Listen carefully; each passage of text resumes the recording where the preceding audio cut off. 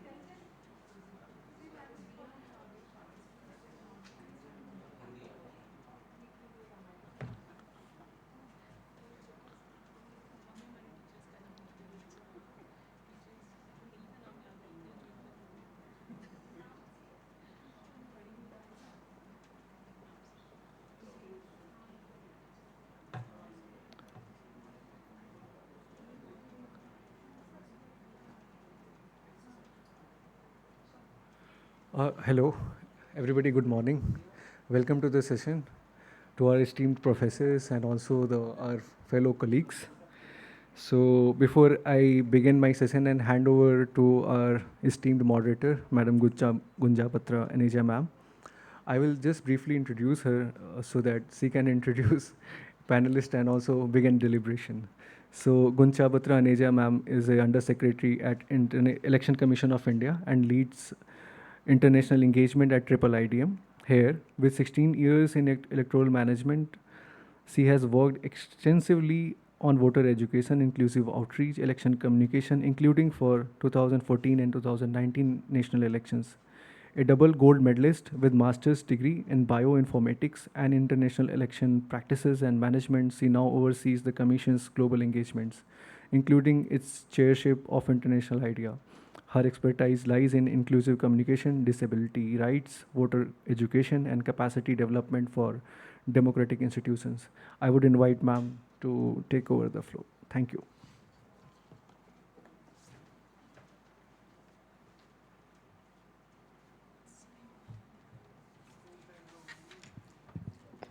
Thank you, Anand. Good afternoon. Since we are already 8 minutes late, I think we'll be sticking to the time because we have a lot of audience who would love to be there with us. So, distinguished delegates, esteemed speakers, especially our revered academicians who are here, colleagues, ladies and gentlemen. Again, it's my pleasure to welcome you all after Anand to the conference session 5, which is Reimagining Democracy for the Future, Democracy in 2050. Now, as we begin these deliberations, we move on from discussing what democracy should deliver, which is, of course, inclusion, peace, resilience, sustainable development, to an equally important question: what are the forces that will shape democracy's ability to deliver these outcomes over the next 25 years? Hence, the purpose for today's discussion is not to simply identify these drivers of change, but also to understand how democratic institutions can respond to them while continuing to uphold the values of participation, accountability, inclusion, and the rule of law. So, without taking much ado, we are privileged to have with us three distinguished experts whose work spans in migration studies, artificial intelligence, governance, political economy, and above all, the democratic institutions. So, our first speaker is Professor Ram Bhagat, visiting professor at the Institute of Human Development, New Delhi, and adjunct professor at the Tata Institute of Social Sciences, Mumbai. He's a distinguished scholar in migration, urbanization, demography, climate change, and sustainable development. Professor Bhagat has authored 10 books and nearly 200 research papers. His work offers invaluable insights into how demographic transitions, migration, and climate induced mobility are reshaping the societies and governance systems across the world. Next, our second speaker is Professor Siddharth Rathore. He is assistant professor at the Department of Economics at Mata Sundari College for Women, University of Delhi. He also serves as visiting professor at the Faculty of Law, University of Delhi, the Indian Institute of Public Administration, and the Lal Bahadur Shastri National Academy for Administration. With expertise spanning economics, artificial intelligence, public policy, and governance, Professor Rathore's work explores how emerging technologies, specifically AI, as we had been discussing before the session, are transforming the public institutions, and that's what we expect to see in his presentation as well. Our third speaker is Professor William Gumede, Associate Professor at the University of Witwatersrand, Johannesburg, a globally recognized authority on governance, democratic institutions, and political economy. Having contributed to South Africa's democratic transition and advised governments, parliaments, and international institutions across the world, Professor Gumede brings a uniquely global perspective on the future challenges and opportunities confronting democracies in an increasingly interconnected world. With that, let's begin the deliberations without taking much more time. It's now my distinct pleasure to invite Professor Ram Bhagat to deliver the first talk. Sir, the floor is yours.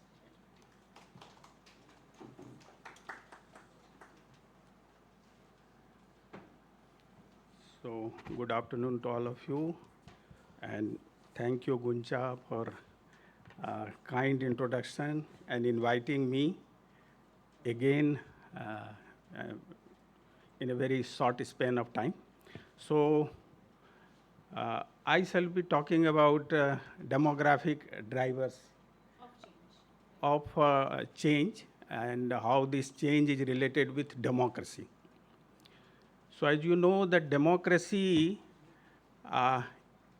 people are the central idea, people are the pillar of democracy.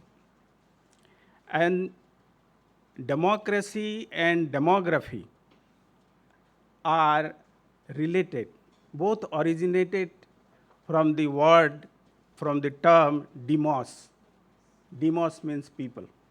So while demography studies people, democracy is about the governance, about the government of the people, for the people, by the people. So these are actually very related things, but we hardly relate it. So what I'll try to present within this few minutes time, that how demographic transition is related with democratic transition. And this need to be looked from historical perspective. So many of you know about demographic transition, that fertility, mortality, that is about the growth of the population. So fertility and mortality, birth and death rate from high level, it transits to the low level. And at the pre-transition level, birth rate is equal to death rate. No population growth. So this was actually the period in Western Europe, something like before middle of the 18th century, 1750, before that. And Thomas Hobbes says that in this situation where life is nasty, brutish, and short. Short means 20-25 years of life expectancy. You can imagine. Now the Western people survive up to 85 years, Scandinavian countries and many other countries, including Japan. 85 from 25 years. In this situation, democracy was not possible. It was only autocracy. So how democracy started, or how we can see the link between democracy and demography? It started something with mortality decline. life expectancy increasing, mortality decline, and this has actually happened in Western Europe, middle of the 18th century. Demographic transition started, and you see the many things, democratic ideas, including French Revolution, taking place in 1789. It was the period when how does mortality decline triggered the democratic ideas? Because now the people are now have more confidence, not the fatalist. We can control our life. So controlling our life is something like controlling our governance also. We can govern. And then therefore, something governance is not divine. It is not monarchy. It is the people who can invent or design or promote the governance. So this mortality decline was very, very revolutionary idea, not only in population growth and transition, but also in spreading democracy. Now then started the fertility decline. So it is always mortality decline preceded to fertility decline. And what happened with fertility decline? That happened in Western Europe, something of the middle of the 19th century, 1850. With fertility decline, now you have larger population growth, and then when fertility decline was completed before Second World War, lot of women became relatively free, and they could join labor force. They have the women's agency has been added. So fertility decline, and therefore demand for adult suffrage extended to women in Western countries. So this actually, now what is happening now after Second World War? Now Western countries are grappling with immigration. There is a love and hate relationship. There is a love and hate relationship with immigration, immigrants. They want, because now the aging of the population. Now see, countries are fighting war, they don't have population. Ukraine and Russia, both countries in the absolute population, they are declining. Israel, declining, will decline soon. Many countries are there fighting war.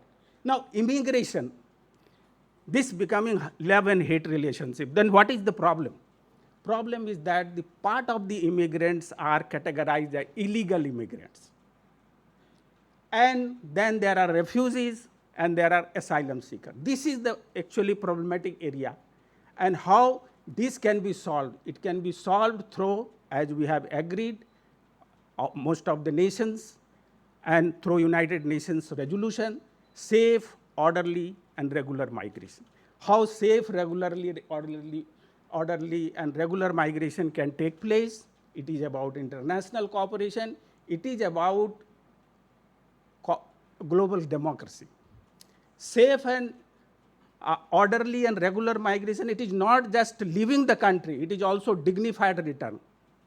It is safe and dignified return. What is now today happening? Somebody has been categorized or termed as illegal migrant, might have crossed the border, or visa has expired, overstayed. That is also the problem, huge problem. It is not that all illegal migrants have crossed the border. Illegality has been created through administrative and through policy, immigration policy mechanism. So solution is how global democracy should advance so that people can move safely, regular, and orderly way, and it can actually, democracy can provide a better opportunity, better solutions. But then what is happening today? And this is actually the democracy deficit or democracy backsliding. So global democracy has to be rejuvenated to take the advantage of these population demographic changes. And of course, by middle of this century, world population is not going to grow. That is what the demographers believe. It will be around 10 billion population, and then it will not grow.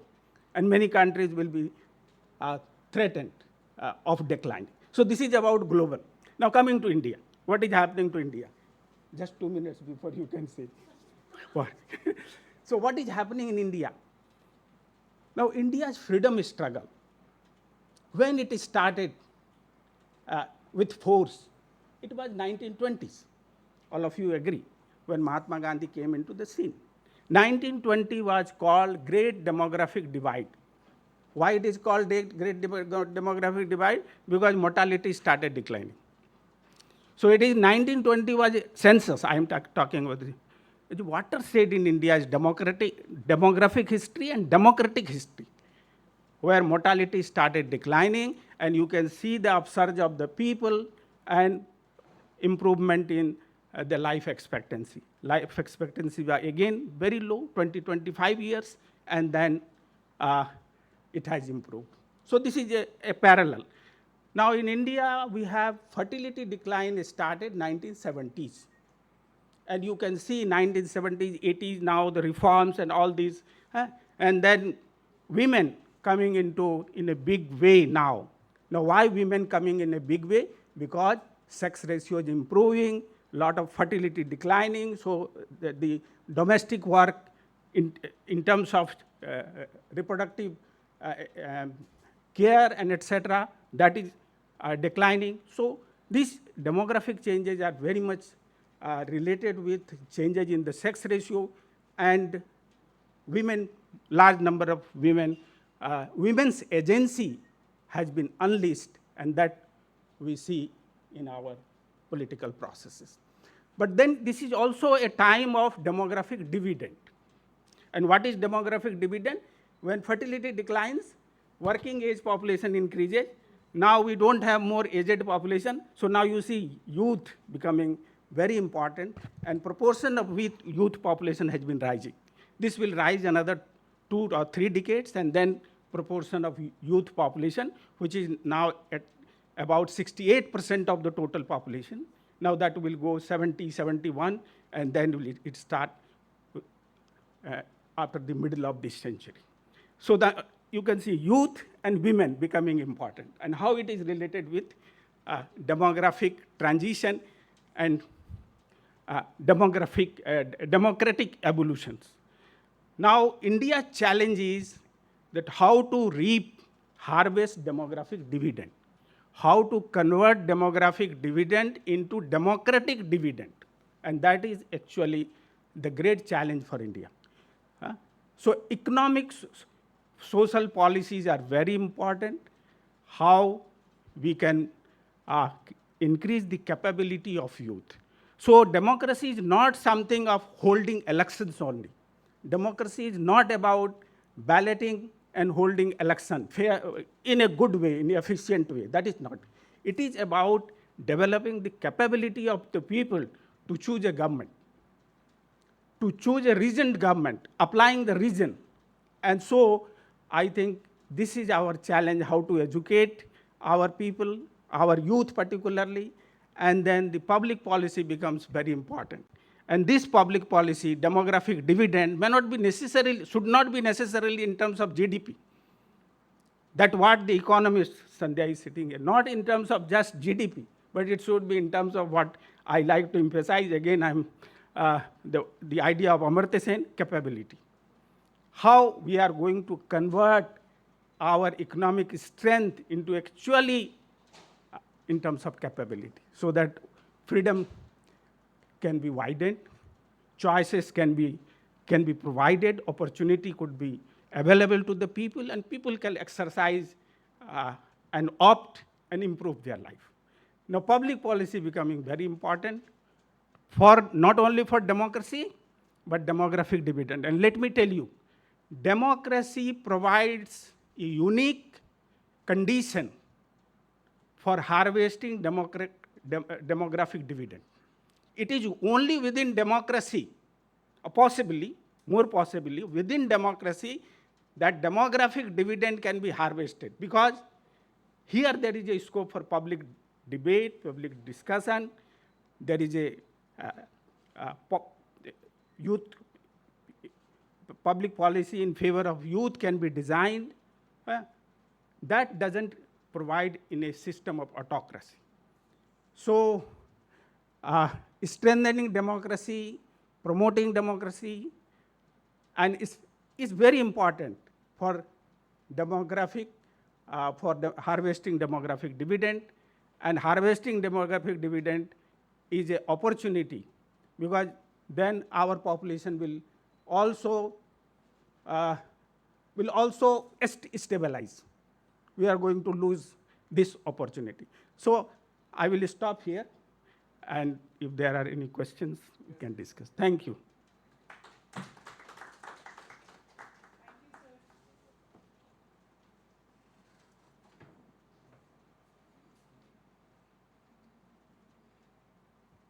Thank you so much, sir. It was such an interesting take on democracy with the driver of demography. We now move on to our equally interesting conversations with a presentation that's quite intriguingly titled The Ballot and the Algorithm. So I'll invite Professor Siddharth to please take the floor. We'll be taking questions at the end together.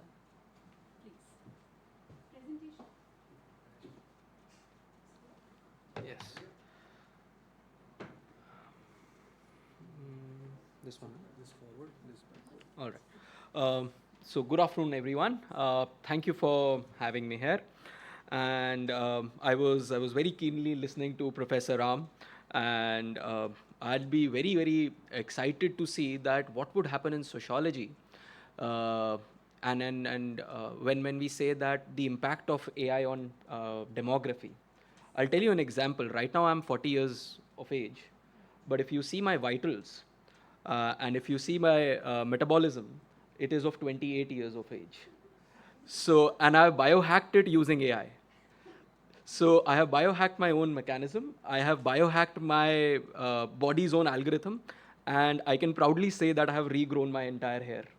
So, and all because of AI. So I'm going to talk about certain, and I'm not sure if anyone has heard about Brian Johnson.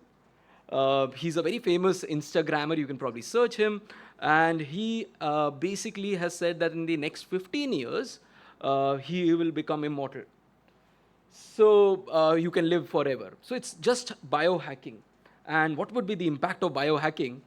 We already know that you have something called as AlphaFold. I would also urge the audience to look at AlphaFold, a protein unfolding mechanism which won, and it's through Google DeepMind, and it won the Nobel Prize in chemistry last year.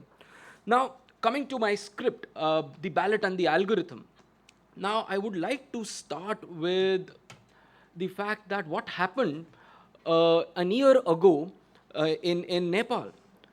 Now, in Nepal, we have a prime minister which has been chosen through Discord.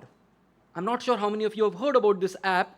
It's a app which is used by gamers.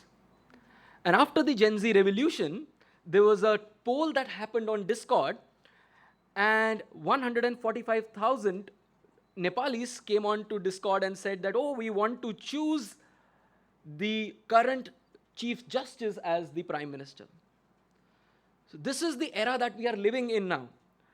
So a Prime Minister, a head of government, which is not ratified by the Parliament, but ratified by an app.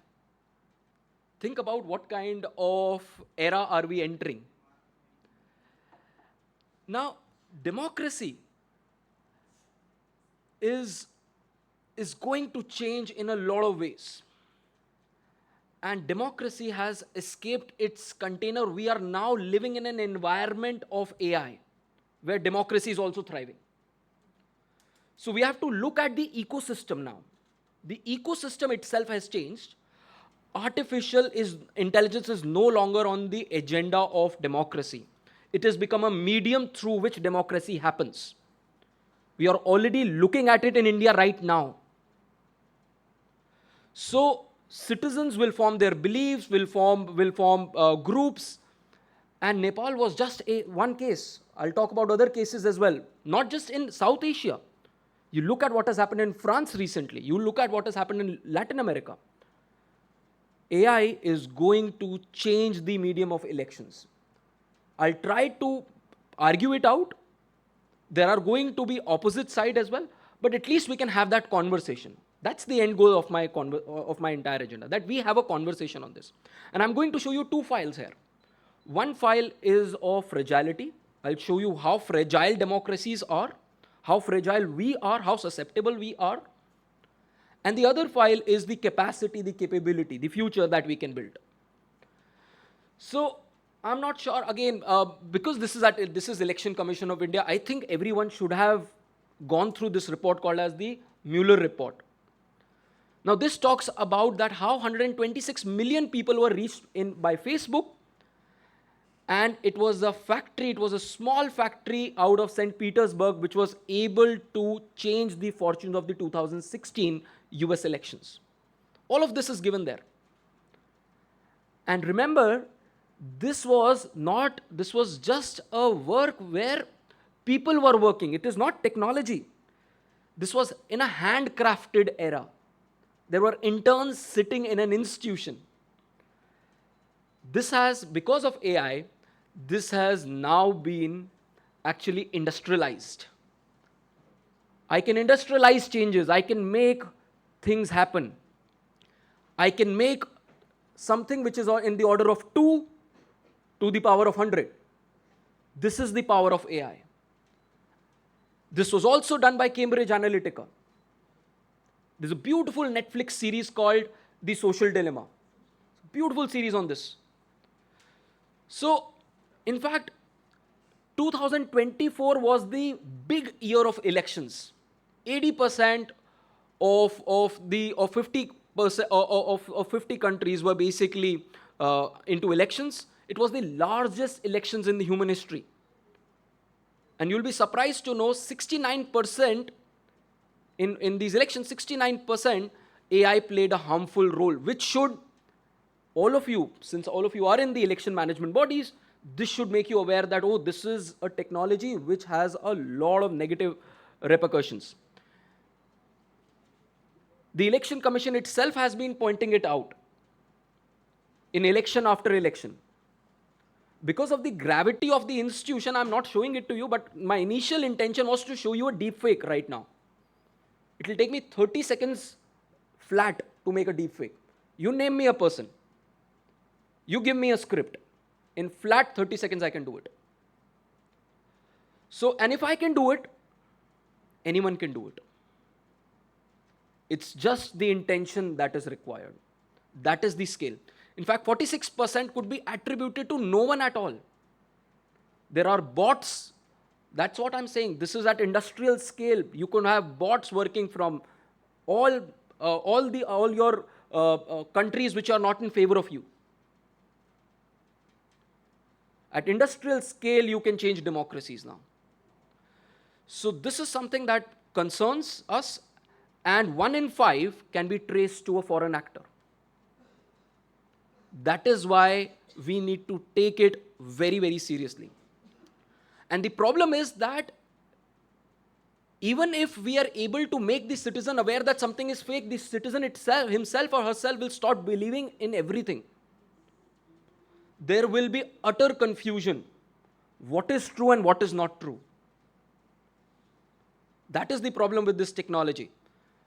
In last 4 years, we have seen 3 in South Asia. I'm going to talk about South Asia. We've seen what has happened in Sri Lanka. We have seen what has happened in Bangladesh. We've seen what has happened in Nepal. I'm not saying that the grievances were not real. Of course, there are problems.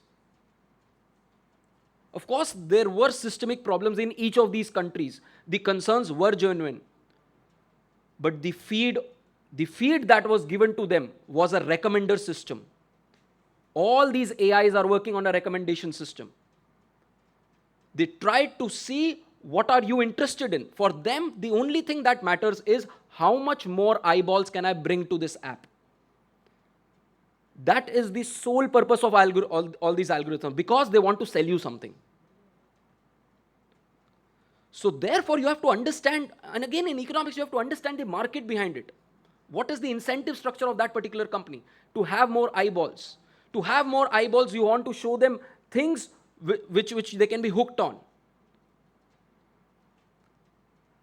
And as Malcolm Gladwell says, we cannot, or even the guy who wrote Sapiens, we have an instinct for violence.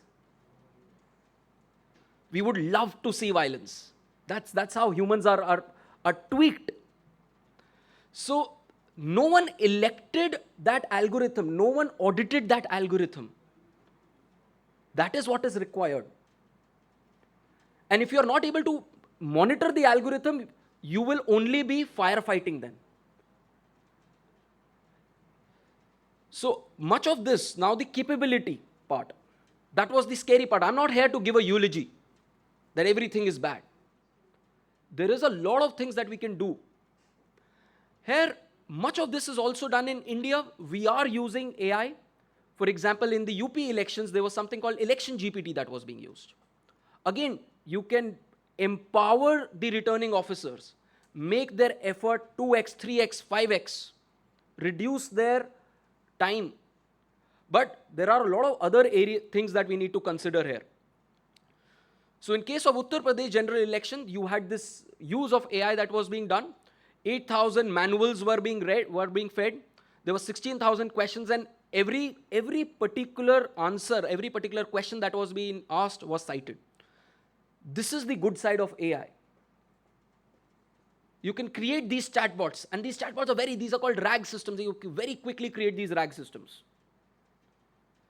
So Election GPT did not replace anyone, and it saved a lot of hours. And with us, the complication, when we talk about India, the complication is much bigger. Because we have 22 languages. We need to cater to all different kinds of, we are a miracle as a country.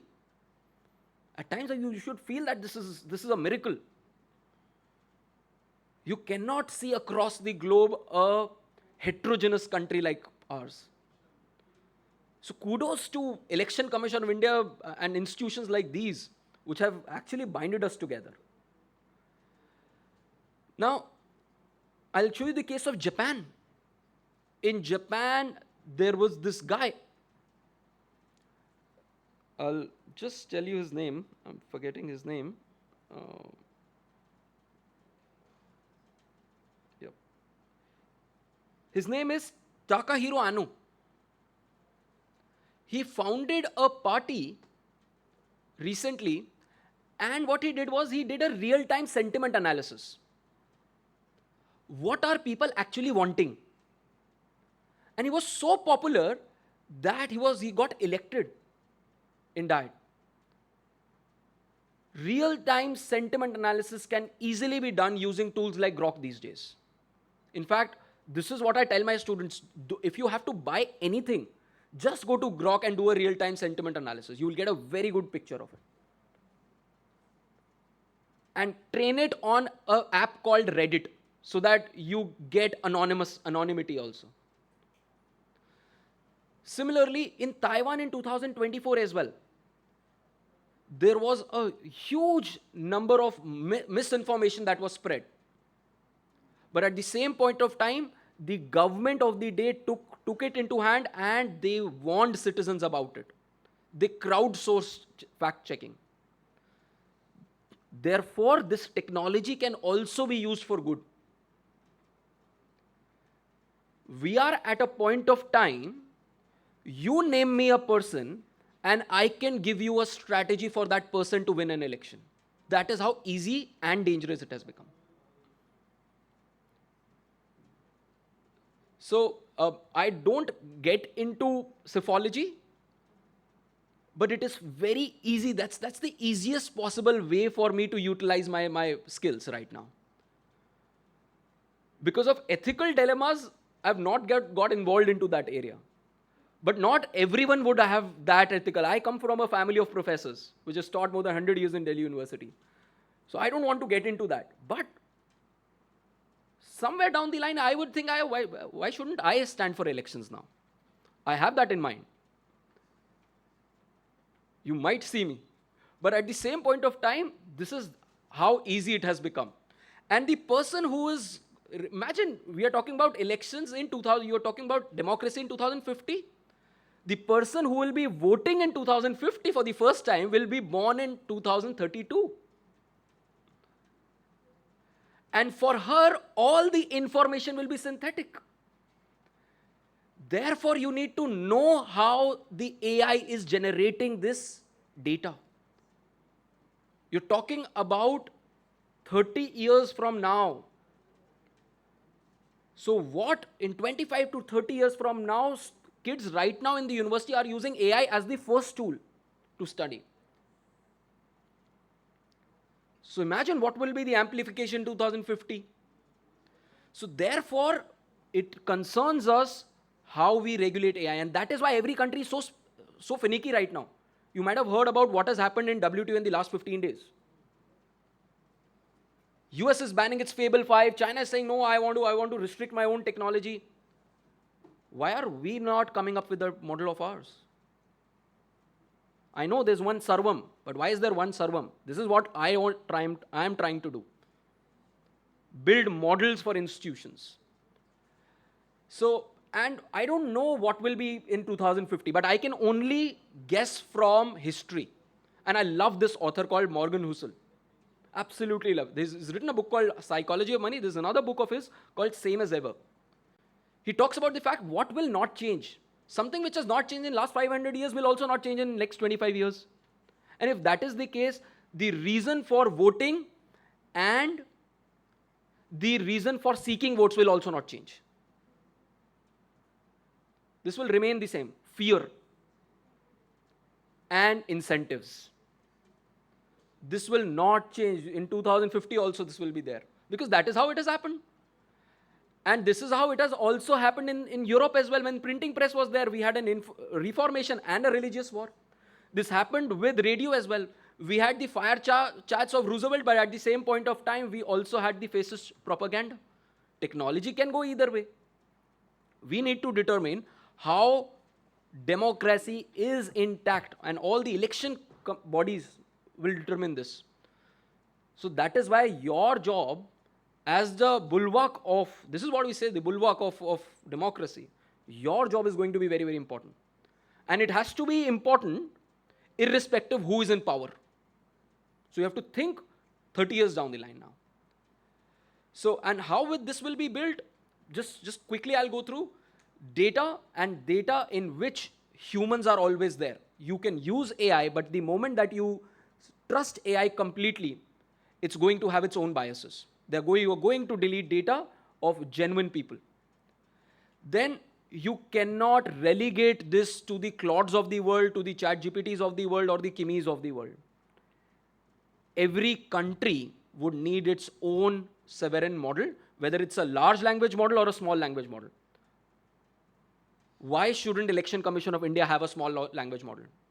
All it would take, you have built such a huge training capacity building institution. I'm sure it would have taken crores and crores of rupees to build this. Why not invest something in a technology also? And it will not be that expensive. And it will be locally hosted in your center. This is what you require. Similarly, you need to have humans in every particular domain. At the same point of time, you also need to authenticate a lot of stuff. And finally, you need to vaccinate. Don't think of the fact that you can label everything. Don't be a monitor. Be a vaccinator. You vaccinate the citizen that this is how you should be trained. You should all train citizens on the use of AI.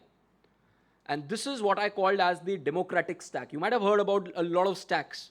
This is what I call as the democratic trust stack. So we are not abandoning democracy. And these people in Nepal were also not abandoning democracy. They were just searching for a fast solution. And we need to, and this will happen in every country. Every country, the population, the demographics are going to change, and the date is only going to matter. But you need to shape the institutions. And lastly, that as we say in India, that world is one family. And in a family, we do not let each other being deceived. Therefore, this is a global common right now. And we need to shape it. Thank you very much.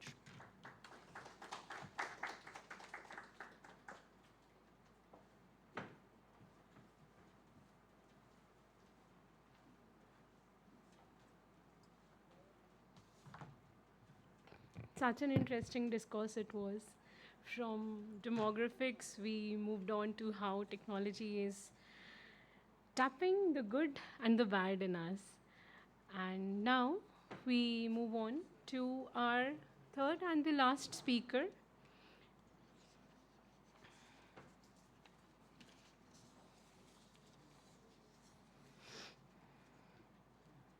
Professor William Gumede.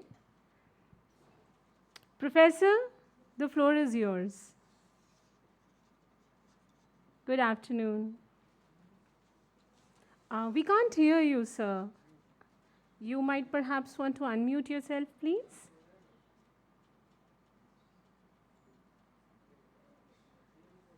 Can the technical team please convey it to him?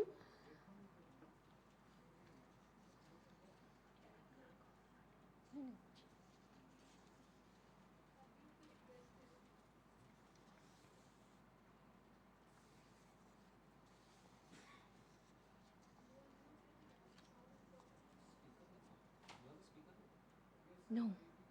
We have an online speaker now. We are trying to connect with him. I think. Absolutely. Absolutely. Should be.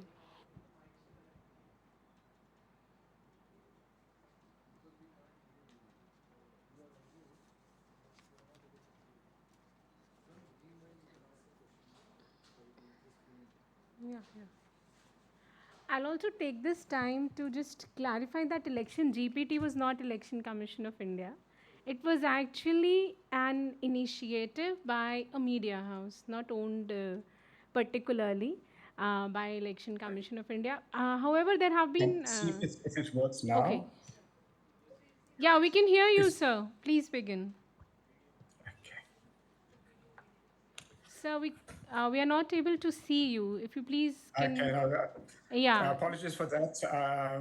Can you hear me now? Absolutely perfect. Please begin. Thank you. Okay, thanks. Again, thank you for inviting me.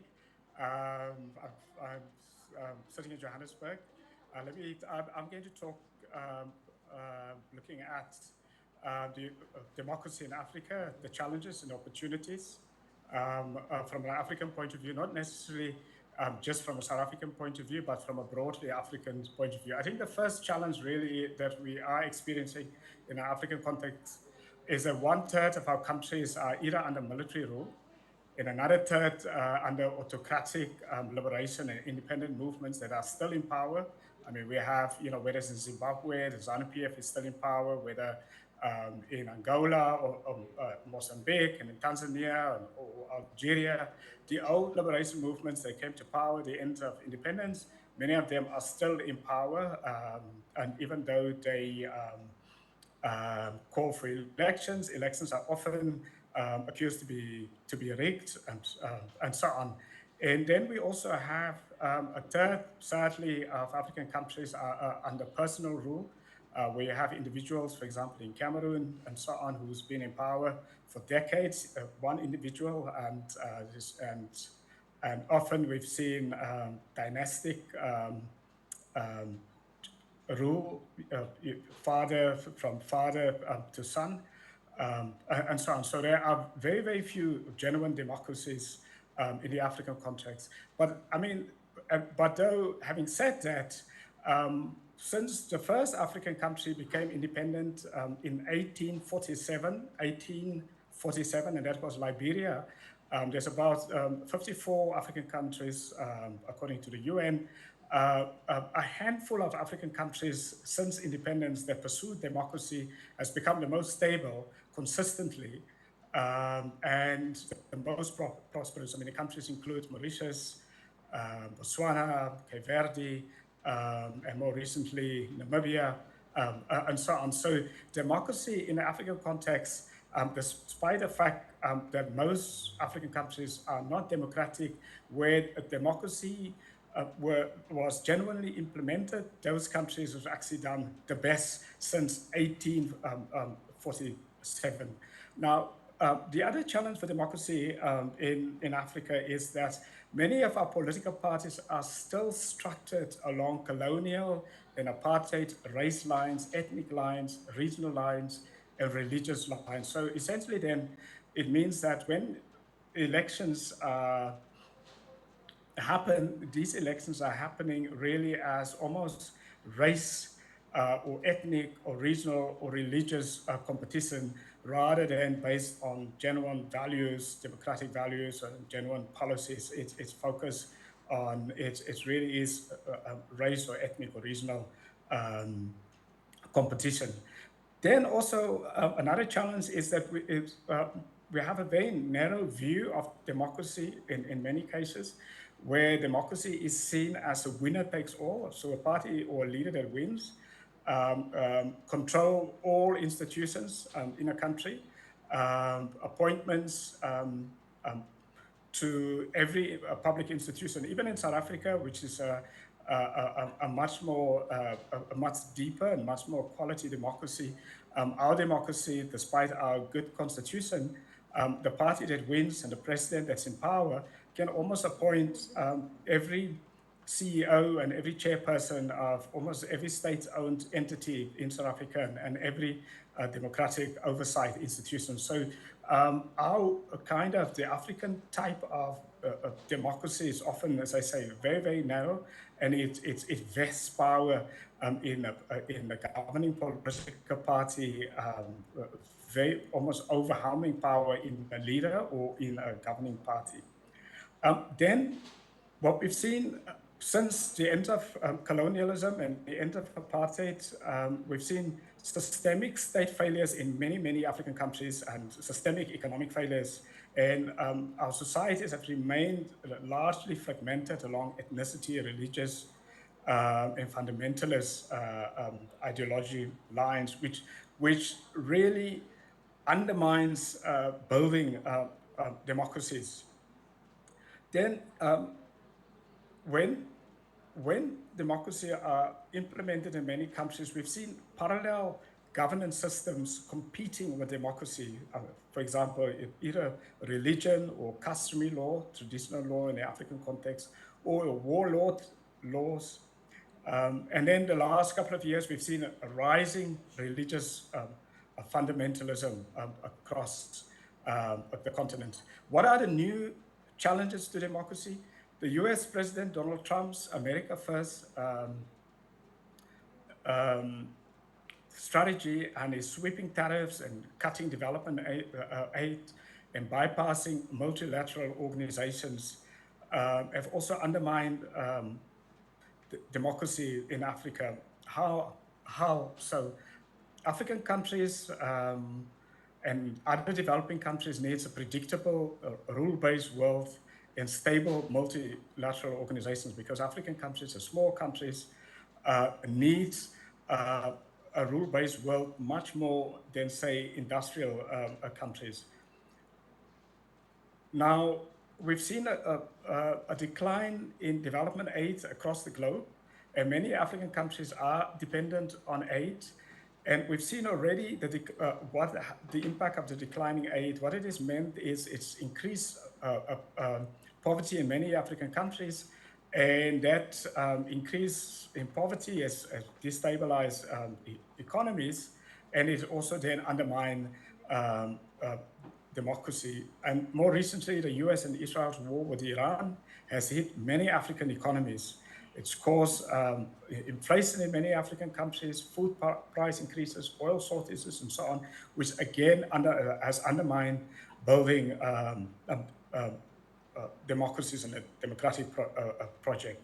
Now, many African economies rely on their citizens working in the Gulf states, remittances, and so on. Now, such income is now at risk in many African countries, and that also has undermined democracy. And also the last couple of years, we've seen Africa has been disproportionately impacted more by climate change, which impacted both on African economies, but also on democracies. Now, the last one is many African countries are still run along very patriarchal lines, meaning that women are excluded in most African countries from politics, from the economy, from decision making in society, and it just means that which is undermine not only African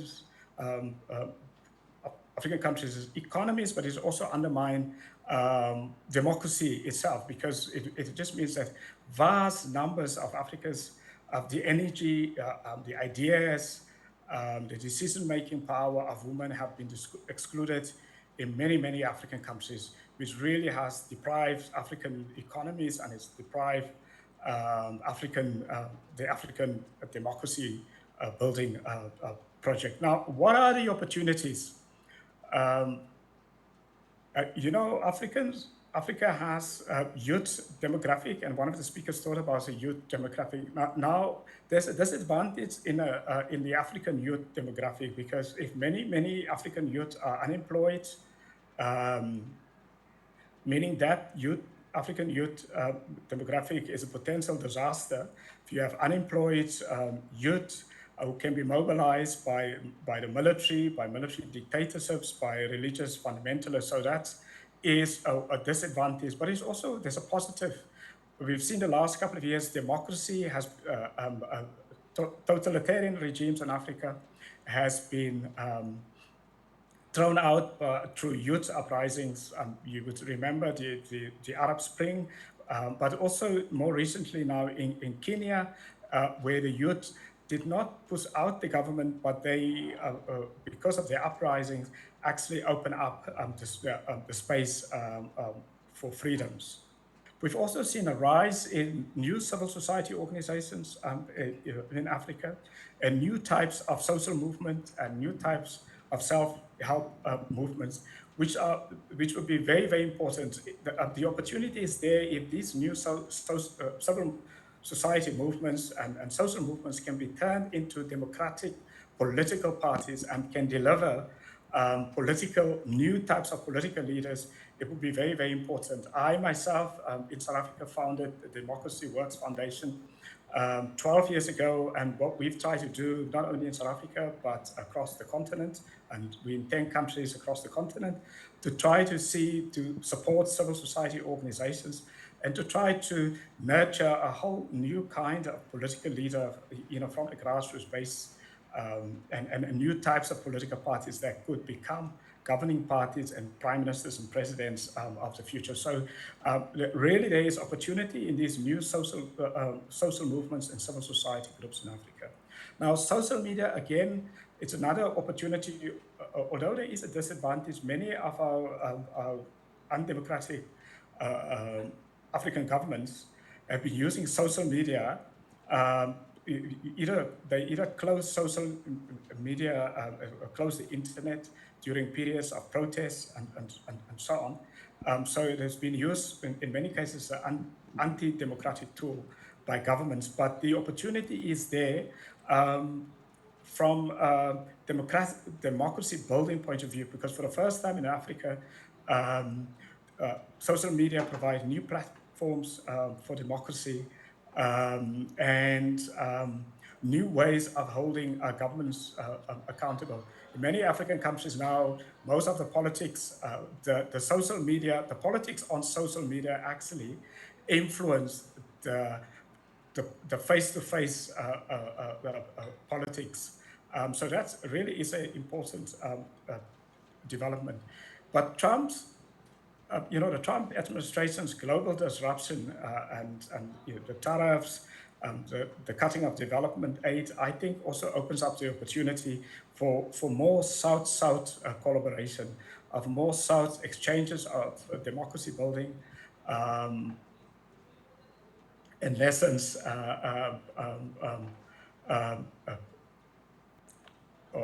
that we can learn between African countries and other developing countries. I mean, to end off, African countries, we need new types of political parties that organize across race, ethnicity, and religion. We need much more inclusive electoral systems. We need much more inclusive democratic governance systems, much more coalitions. I mean, the interesting thing is in South Africa, I have a government of national unity, which Mandela initially, when he was in power, put together, although he did not need opposition parties, he included opposition parties in his government, and that was the most stable form of government in South Africa. Even Zimbabwe, a couple of years ago, they had a government of national unity, and it was very, very stable. Even in Tunisia, when they had a form of a government of national unity, so it's a special coalition where you bring in the opposition to co-govern, to bridge this race and ethnicity divide. These forms of governance has been very effective, and so we need to spread that across the continent. Africa, the last couple of years, put together a free trade zone. That must be put into practice because there's an opportunity to build an African-wide economic zone.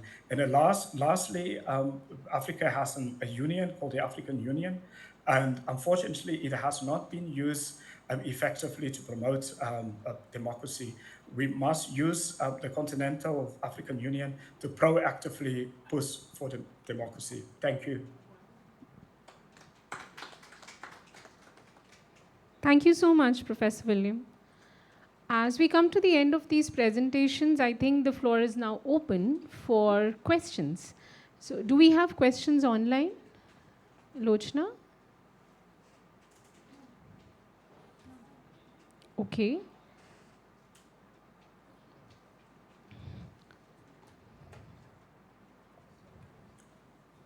Interestingly, we had a very diverse perspective. We started with the demographics and its association with democracy. We moved on to how technology would drive the change. And we ended up with a global perspective, particularly relevant to ours as we share that global South perspective with the African nations with a shared colonial history. So I think, any questions for Professor Bhagat? Anyone who's here in the room? Yes, please.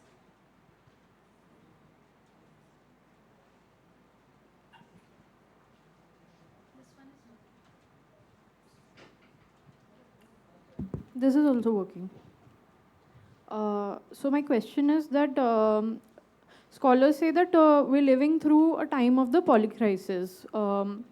So at a time when public education is facing global funding cuts, how do you harness the demographic dividend? How do societies harness the demographic dividend? Because education is one thing that you mentioned, which can enhance the capability of people.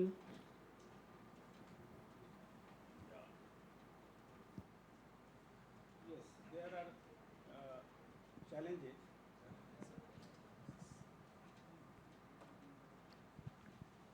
There are challenges, of course. There are multiple challenges, and particularly in the sector of education.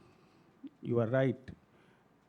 So education and health, how we shape the policy related with education, health, and nutrition, which can become more people-centric. That is what democracy is all about, and it can come through public debate, discussions, strengthening democracy. So actually democracy, among the polycrisis, democracy is also under threat. It is also not a crisis, not confined to education sector or health in terms of human resources, but we are also in the areas of cognitive crisis.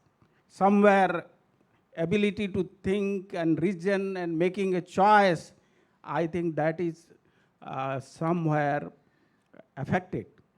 And this is, youth should understand. And those teachers like university system, they should prepare in that perspective that yes, challenges are there, but also opportunities are there. So, but I think I say must say one thing, everything is not disappointing. There are challenges, but we are also doing in many spheres better.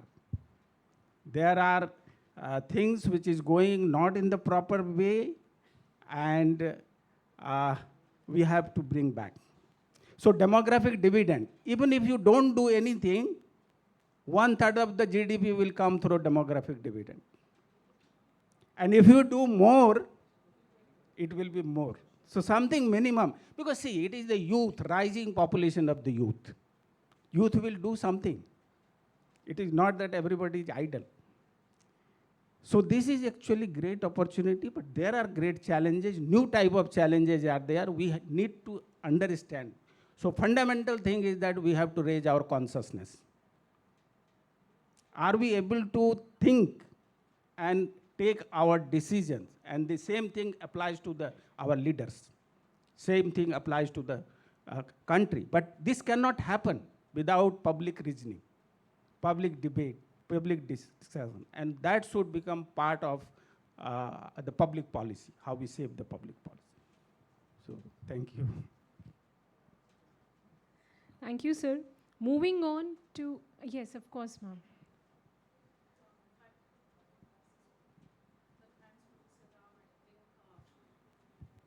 Thanks, Professor Ram, for actually emphasizing the need for societies to invest on democracy and democratic structures and systems. But what really comes to my mind, and I would like your views on this, let's talk about India.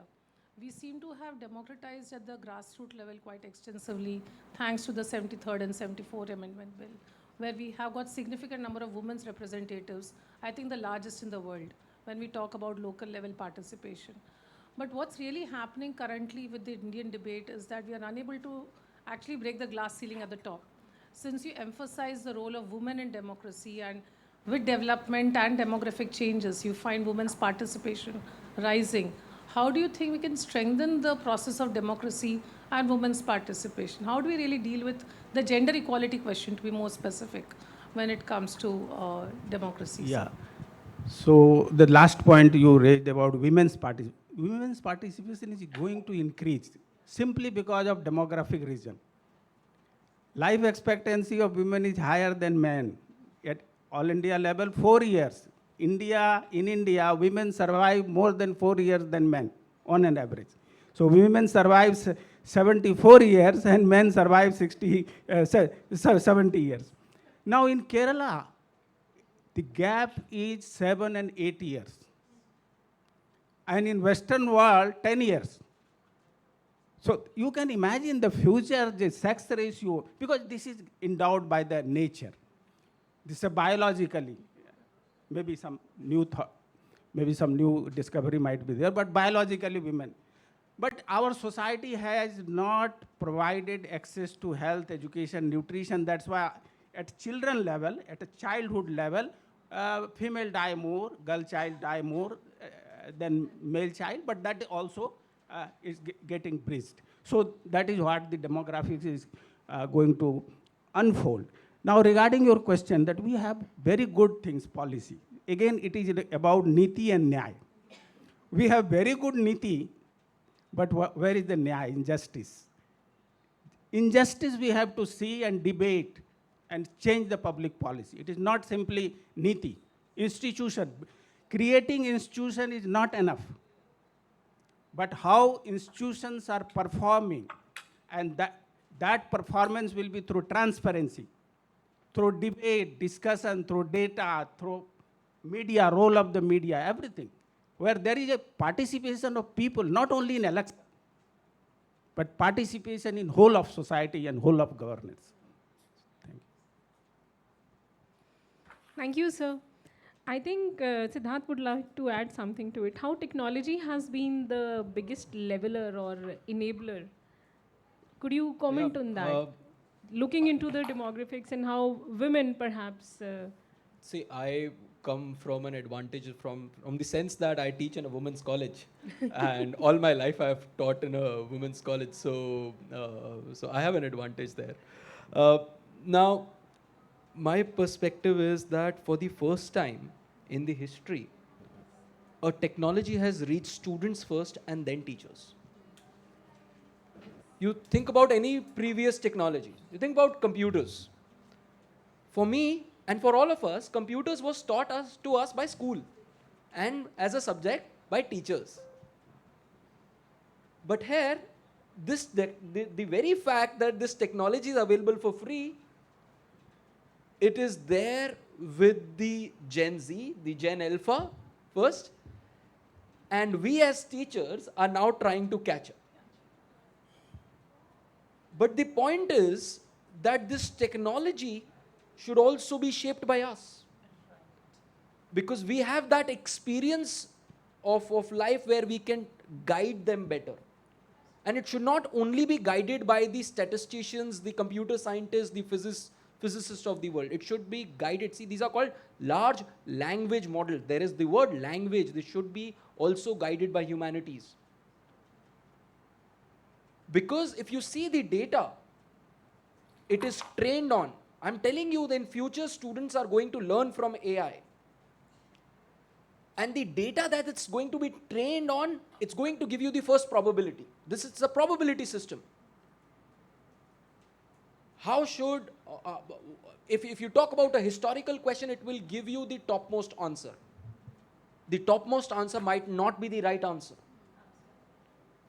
Therefore, there is role of historians, role of philosophers, role of literature people to help shape this technology better in our environment, in our ethos. So therefore, understanding technology, and then democracy is just a part of it. So that's why I'm saying AI is the environment, and in that environment, election and democracy is just going to be one part of it. Yes. We do have an online question also. Okay. Ma'am, Yes. there is a one question for Professor Gumede, who's joining Yes, from yes. South Asia. So want to ask that what are the strategies he can suggest on inclusion part to build a high trust society, since the India and South Africa or African continent largely share many things in common, especially the social cleavages and also the diversity part. So I would suggest that Professor Gumede could, bring some light on the thing that what are the strategies and drivers we can employ so that the inclusion part, really reinforce within the democratic setup. Sir, please. Thank you. No, thank you for that question. I think the first thing is, as the colleague on the panel said about institutions, so let's just say the political party as an institution, how do we modernize and reform it by making it compulsory, for example, for women to be in the leadership, for youth to be in the leadership. A couple of years ago, I chaired for the African National Congress. I was the independent chair in 2017 for their special conference on the reform and the renewal of the African National Congress. Unfortunately, the recommendations sadly were never implemented, but 2 or 3 of the possible reforms in terms of if a political party gets an electoral deposit to campaign, that it must be compulsory that, women parity, 50% of its leadership and so on, and also a youth leadership and so on. And if a party doesn't deliver on that, it must lose its deposit. I think secondly, it's also, the women demographic. Our societies actually have more women in the African societies. So I think, if we can get the education and we can get women to begin to vote differently, because sadly men will vote for violent dictators over and over again, and so on.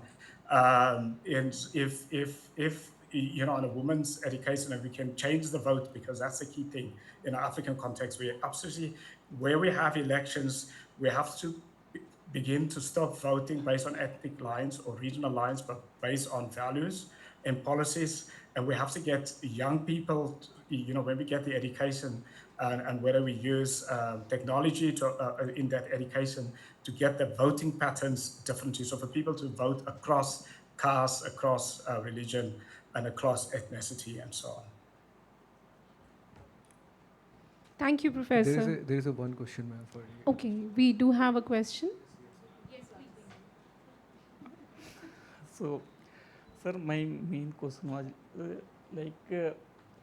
in to Siddharth sir. So, sir, as I have 2 questions. First, when we are talking about the democracy, reimagining democracy for the future, and AI is also very new. सो इसका भी future अभी कोई एक proper regulations नहीं है AI में या वो, सो एआई का फ्यूचर इटसेल्फ एक गवर्नेंस पर्सपेक्टिव से या रेगुलेशन पर्सपेक्टिव से कोई इतना स्टेबल नहीं दिखता. And when we talking about like democracy in future, और उसमें भी हम एआई की बात कर रहे हैं, सो लाइक हम एक कि जो है कि हम काफ़ी दूर का नहीं सोच रहे हैं, बिकॉज एआई इटसेल्फ अभी जो मुझे लग रहा है, जस्ट मुझे जो लगता है कि ये कंपनीज इन्होंने जितना एआई का पोटेंशियल उससे ज़्यादा हाइप उन्होंने क्रिएट कर दी. लाइक मैं एक MIT की आई थिंक रिपोर्ट पढ़ा था कि 90% जो स्टार्टअप हैं उन्होंने जितना पैसा एआई में स्पेंड किया है वो अपनी कॉस्ट भी नहीं वो निकाल पा रहे हैं. सो सिमिलरली अगर हम डेमोक्रेसी के लिए बात कर रहे हैं कि हम रेगुलेशन की बात कर रहे हैं कि एआई को हम इन्वॉल्व कर रहे हैं, बट सिंस एआई में नए नए अपडेशन रोज आ रहे हैं वो रहा, और हमें अभी उसके लिमिट भी नहीं पता है. तो जस्ट मेरा ये क्वेश्चन था. मैं हिंदी और इंग्लिश दोनों में आपको जवाब दूँ. Okay, so okay, I'll give it in English. Okay, so you've heard about a cricketer called Vaibhav Suryavanshi. He recently made his debut. Did he start playing 2 years ago? He would have started playing when he was 3 or 4. And therefore he was able to make a debut at the age of 14, 15, right? So you have to think about future. You can't be sitting here and think, oh, let this happen to me. And we have seen, I showed you the history in the last 3-4 years, what has happened with AI. These are all Instagram protests that have happened, which means that this has power. I've showed you the proof that this has power. And it is only going to amplify even more. It has industrialized now. I am telling you, I am getting calls for psephology. I am just a low-key professor who happens to have a startup. But I am getting calls for psephology work for the 2027 upcoming elections in some state. How's that coming? What am I using? I'm not a psephologist, but I know how to use data. That's it.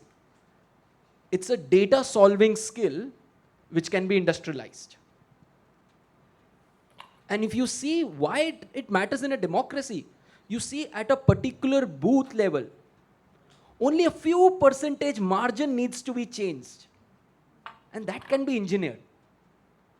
That can easily be engineered. And if you aggregate it, see the impact that's going to have. So therefore and if it was not so dangerous, you talk about regulation. Why is US having just like a nuclear technology, why is it having embargo on its Fable 5? Why is China now talking about global commons of AI? So right now what we have done is we have started these companies, what I'm telling you, there is hype there. I am telling you there is hype there. There's going to be a crash in the next 2-3 years.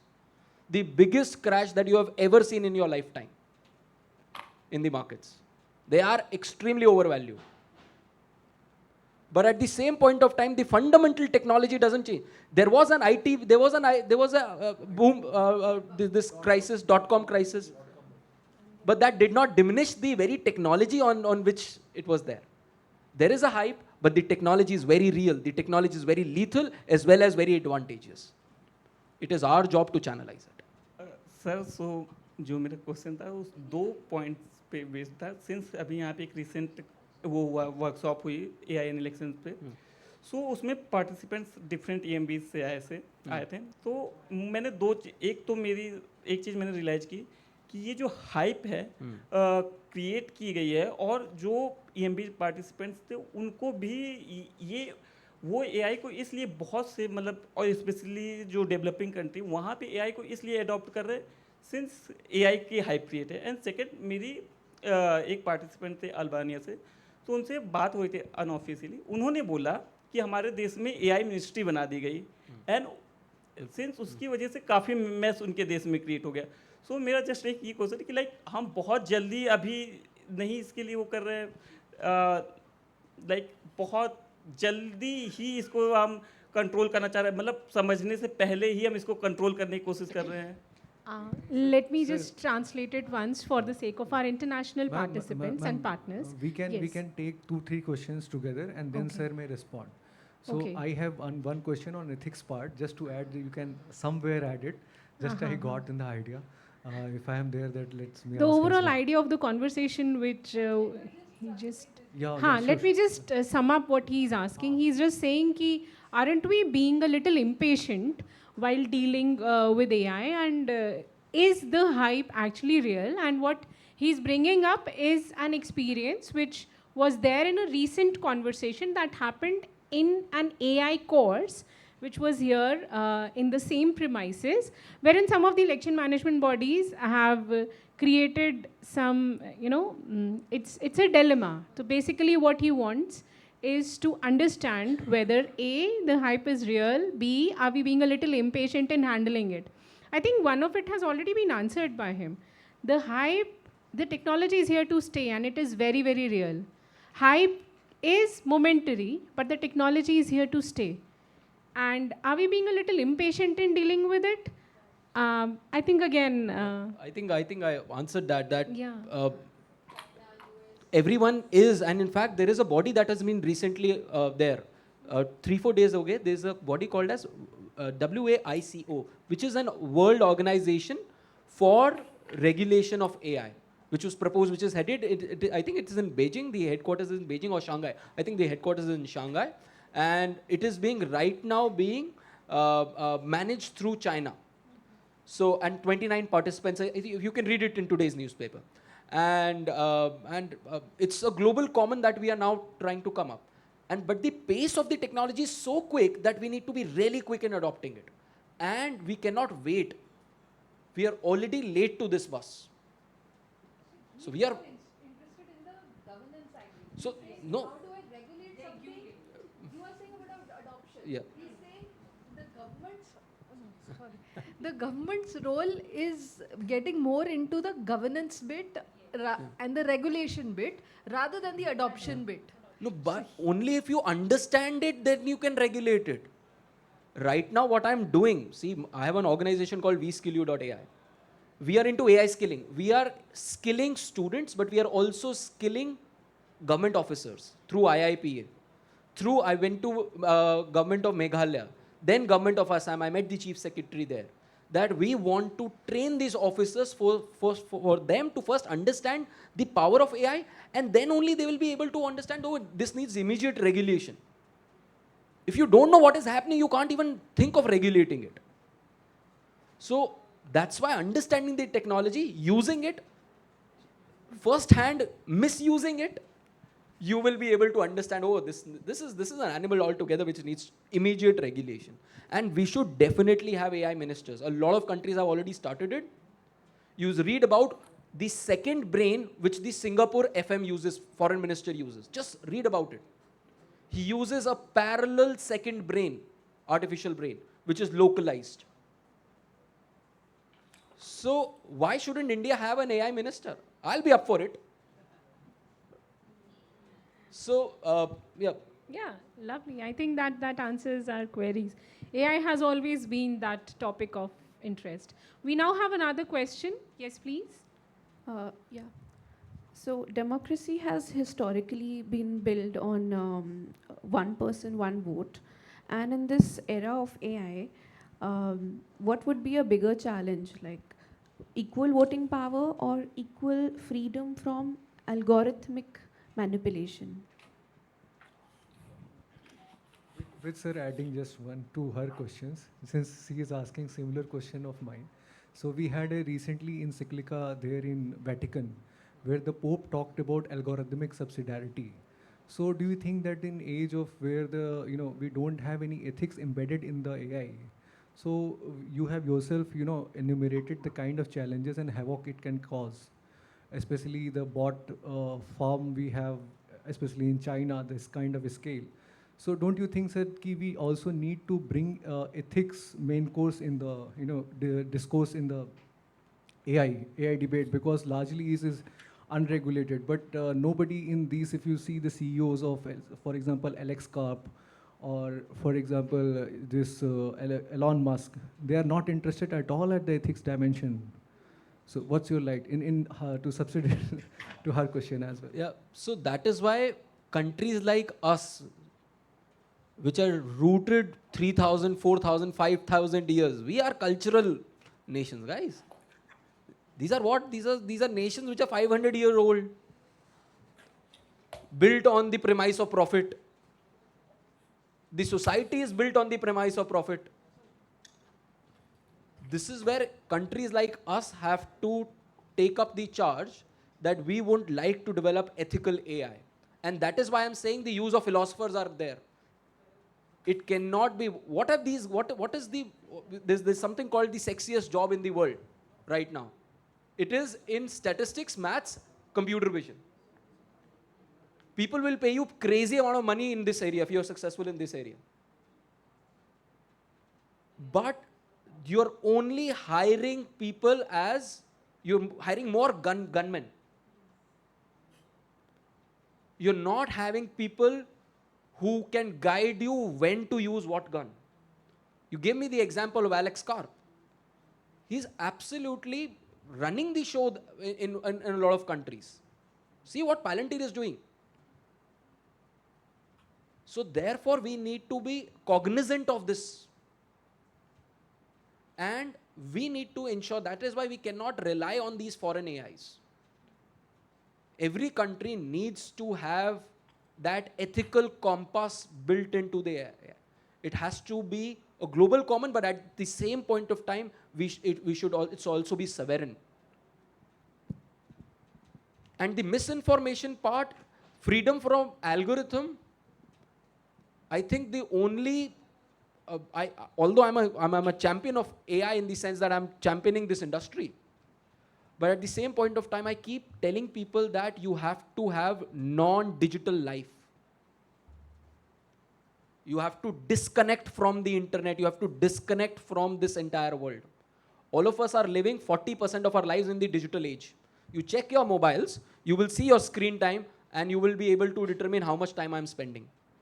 This time is only going to increase. For Gen Z, it has already surpassed 6-7 hours. So therefore, we need to check this and have our own, and have a natural life as well. Remember the movie Inception? That scene that we only go into dreams. Just remember that scene. It is actually being played. That parallel reality. Thank you so much, Siddharth. I think we've had very interesting conversations and have overshot our time. And it's just the time for the next session. So we'll just quickly sum up of whatever discussions we've done on the drivers of change, beginning with how the demography and combined with technologies, with all its pros and cons together. Also the relevance of mutual cooperation, like sir had very rightly pointed out the migration and how, even the philosophy of India's chairship is Vasudhaiva Kutumbakam. The whole world is a family. So drivers of change shall be technology, however, superseded and guided by human conscience and intelligence. And that would parallelly be driven by the global South-South cooperation. That's what we can come across from the deliberations we've done in this session. Thank you all so very much for being such a patient and intriguing audience. We move on to our next session, actually, because we've already been there. Thank you very much, ma'am, for excellently moderating the session. And thank you, every panelist. Yeah. Lunch. Achha.